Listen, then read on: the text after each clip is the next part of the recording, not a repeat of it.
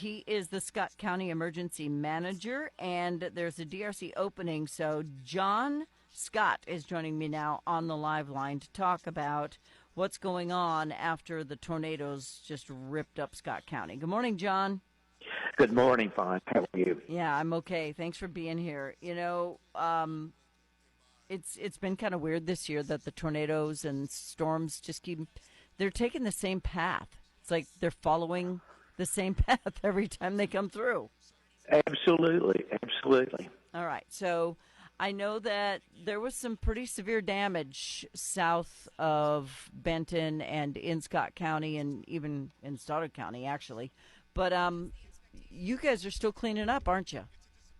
Yes, we are. Of course, there was a 16-mile track, and there were 30 homes destroyed. There were 10 homes that had major damage to them. We had 2 deaths. It was a F3 at 158 miles an hour, I believe, was the speed of it. It looked like someone had dropped a bomb in the area. It was just unbelievable. Yeah. The damage. Yeah. And I mean, it's just this big finger that comes out of the sky and knocks stuff over. It's what tornadoes do, and they're good at it. Even an EF1 can be extremely dangerous, but when you start getting up in the 3s and 4s, there's nowhere to go. There's no safe place to be. No. I've heard some absolute horror stories, and I really, truly feel for these people. Yeah, it's sad. They've lost everything. Some of them insured, some not, because some people can afford to stretch the dollar and some cannot. So where are we at now? Do you have a center open where people can go to for help? Yeah, the DRC, which is better known as the Disaster Recovery Center, is open at Tanner Street Church of God at 619 Tanner Street in Sikeston. And the hours it's going to be open is Monday, Tuesday, Thursday, Friday, and Saturday from 8 to 7. On Wednesday, it'll be open from 8 a.m. to 5:30. They are closed on Sunday, and they're going to be closed on the 4th of July, but reopen on Saturday the 5th. And they should be there from June 30th all the way through the end of July until everyone is taken care of. Okay. We've kind of got a bad connection where we're cutting in and out, so hopefully people are able to hear what you're saying. But the people who lost everything, do they have somewhere to go? Yes. They need to go to the DRC Center there at Tanner Street Church of God. Did you get the address, 619 Tanner Street in Sikeston? Yes, but do they have somewhere to live, somewhere to be, somewhere to exist and carry out their lives? That's the whole purpose of this DRC meeting. When the initial disaster hit, we gave them rooms at the Drury Inn in Sikeston.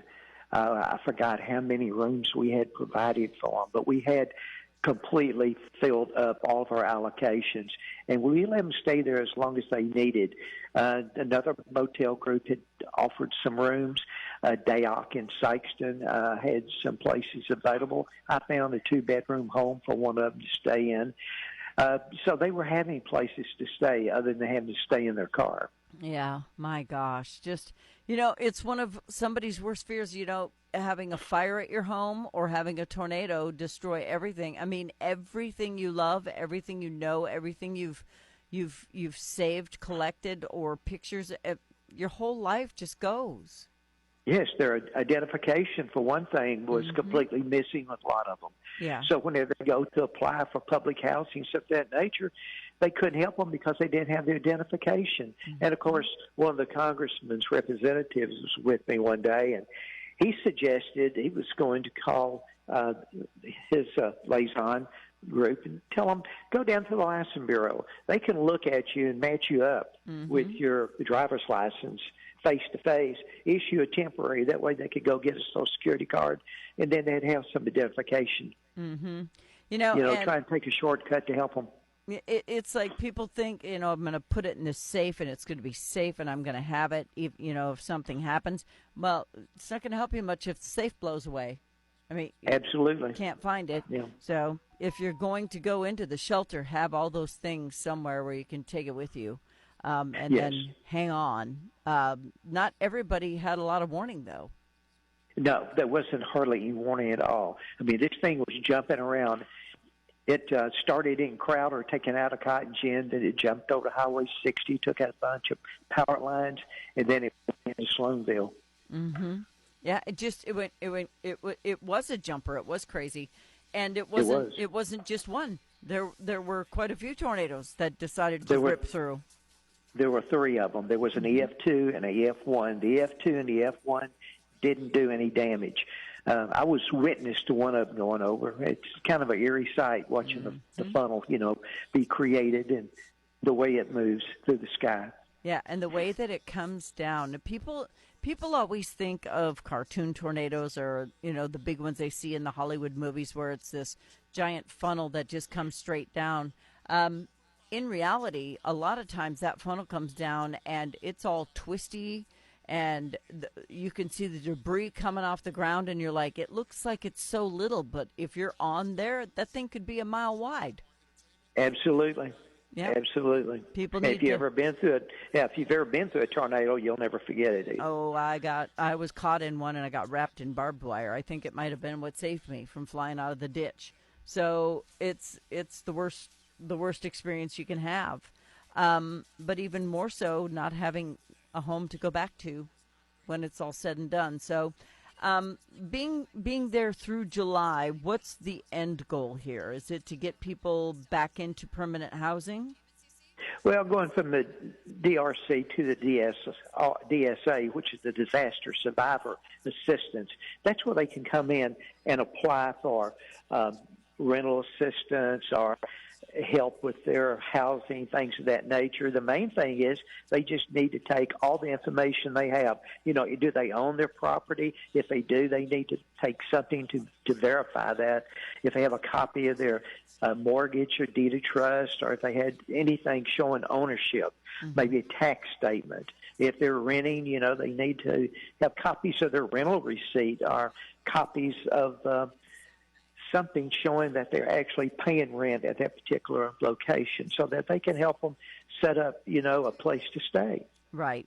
It's kind of hard to go to work, too, when you don't have a home to clean up in and to go to. So, a lot of people, businesses were damaged, too, with some of these tornadoes that came through. So that was a factor as well. So are you helping them, too? Yes. One thing I might mention, DAOC took they have a shower mobile unit they took out there for the people. So they could take showers a couple times a day at this mobile unit, plus a bathroom facility was set up. I mean, they had facilities available to them almost immediately. We jumped in, tried to get them everything they needed to try to make them as comfortable as possible after the disaster. A lot of people say FEMA or SEMA, they come in, they help for a minute, but they never follow through. Are you seeing that as the case here? No. These people with FEMA have gone beyond, in my opinion. They've been in my office multi times. I have been out with them reviewing the disaster. Matter of fact, I set up the Tanner Street Church of God for them and other early locations they were using until they got to the permanent location. Okay. If the determination letter is huge, so they're going to check your ID. You have to make sure if you had insurance, you can prove it. But the good thing is if you had your phone on you, a lot of these documents are on your phone. That's true. Very true. You're lucky. I have my insurance cards on my phone. I have everything on my phone. My proof of everything is there except for my Social Security card, and that wouldn't be too hard to get. But people need to make sure that they have websites that go to the places that can identify them or prove that they are renting or whatever the case may be. Because most places who rent to you now have an app where you go and pay your rent on an app. Yes, pay it online. Absolutely. Yeah. So you've got plenty of ways to prove that if the papers flew away. So don't worry about that too much unless you were old school and did it the old way. All right. So in closing, what do you want to add to what we've said so far? Well, they can go to any a disaster center to apply for help. Majority of these people are still in Sikeston or the Sikeston, Scott County area. Some of them have gone to Stoddard County, other places. They don't necessarily have to come to Sikeston. They can go anywhere, or they can call the disaster assistance line. And let me give you that number. It's 800-621-3362. All right. And, folks, don't just sit there and say, well, I got this. I'll handle it. I'll take care of this. This is my problem. Take the help that's there. The president has declared an emergency for us, which does make some of these funds available to help you get back on your feet. Take them, take the help. Yeah, absolutely. And you said something about the determination letter. In the event they're turned down, it even will explain to them how to appeal the decision to get it reinstated. Yeah, I would be very, very angry if I lost everything and then somebody told me, you don't qualify. How would I not qualify? I have nothing. Anyway. Well, John, I want to thank you for being on the show today as the Scott County Emergency Manager. You've been a busy man this year. I've been busy this year. I'm so busy now. Ain't going to be busy for quite a while. Yeah, well, it's just getting started. Storm season's just getting underway. So God bless you. I hope it misses you from now on. Thank you so much. You're welcome. I appreciate your time. Thank you, John. Bye-bye. Bye.